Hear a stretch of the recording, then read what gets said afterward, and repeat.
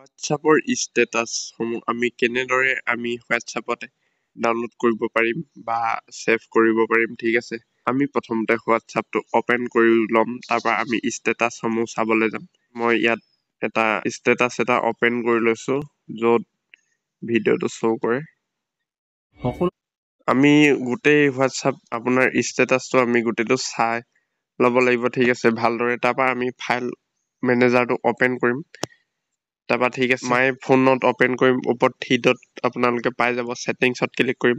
Show' hide and file যোনটো option আছে সেইটো মানে আপোনালোকে ক্লিক কৰি য়েছ কৰি ল'ব। ঠিক আছে, তাৰপৰা আমি এতিয়া যাম, বেক আহি যাম। এণ্ড্ৰইড যোনটো ফল্ডাৰ আছে সেইটো ফল্ডাৰটো অপেন কৰাৰ পিছত আমি মিডিয়া যোনটো ফাইল আছে সেইটোলৈ যাম।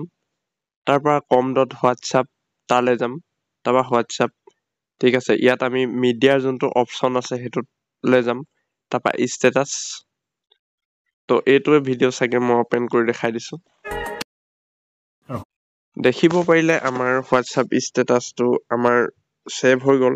তো মই এতিয়া লং প্ৰেছ কৰি এইটো মুভ কৰি ল'ব আপোনালোকে। ঠিক আছে, যিকোনো এটা ফাইল আপোনালোকে প্ৰেছ কৰি দিব, প্ৰেছ কৰিব পাৰে। তেনেদৰে আপোনালোকে হোৱাটছআপ ষ্টেটাছটো আপোনালোকে ছেভ কৰিব পাৰে।